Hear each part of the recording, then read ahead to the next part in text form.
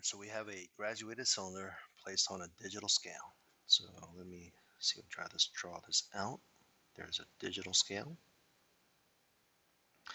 And we have a graduated cylinder.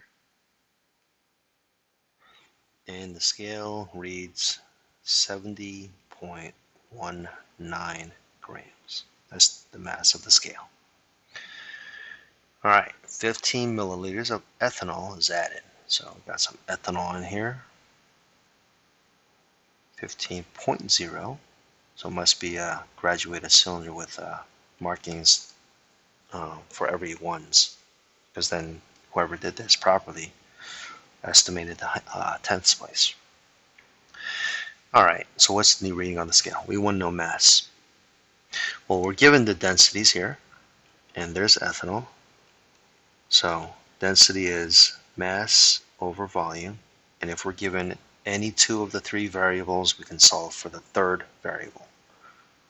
Alright, and we're given density right here in this table, and we're given the volume that's in the problem. So we can solve for mass, which is what we need, so we can add it to the mass of the graduated cylinder, which is displayed on the scale. Alright, so if you didn't know that and you were kind of stuck on this problem, pause the video and finish this off, but we're going to keep going here. Alright, so we're going to get mass of the ethanol in the graduated cylinder by multiplying density times volume. Sometimes you see density as rho. Alright, plug and play. Plug these numbers in. Alright, so density right there. Just going to plug that number, that's right there. And it's going to be 0.789 grams per cubic centimeters. Right, that's the unit given to us. And we're going to multiply that by volume. And we're going to use cubic centimeters because they're equivalent to milliliters. So we can say this is also 15.0 cubic centimeters.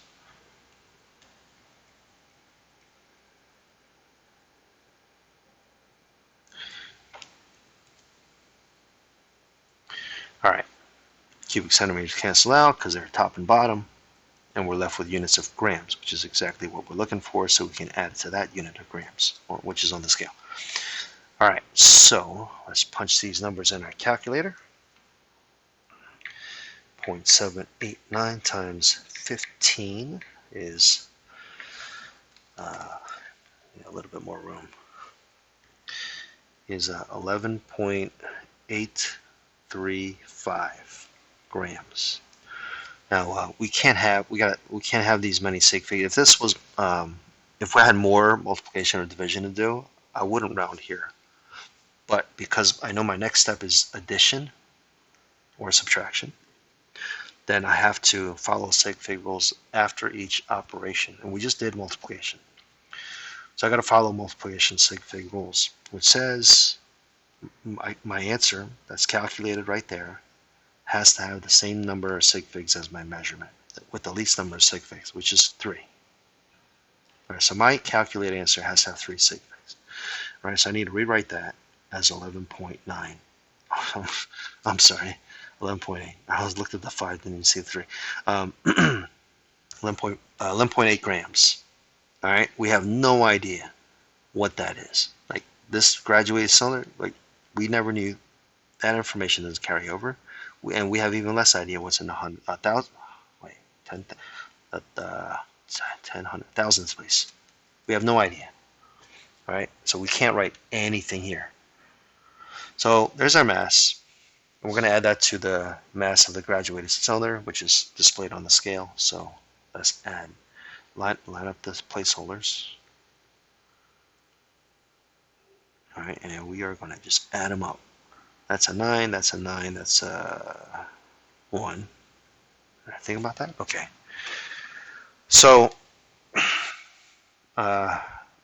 we never knew this. We never knew this placeholder.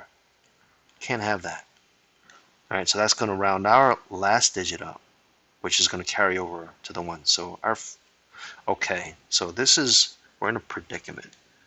The textbook, here, let me get out of this weird color. The textbook answer, I don't know where this book came from. I'm saying the the proper way to do this without the scenario would be 82.0. I don't have an answer key to this. I don't know where this problem came from. But that's how you would write the answer without the scenario of having that scale. But we do have a scale, and that scale is not just going to say, you know what, I don't know it, I'm not going to give you that information. The scale has no brain like that. It's going to give you, it's going to spit something out there. So how do we, how do we express that? Right? This is the answer you would write on a test, but without a scale scenario. So we've got to say that it's going to put something there. The scale is right in that spot because it has to. It was built that way. So I would say it's 82.0 plus or minus 0.04, right? That works, right? Because if it was 82.04, it would still round to 82. And if it was 81.06, it would still round to 82. All right, and so this is my answer. That would be the best answer.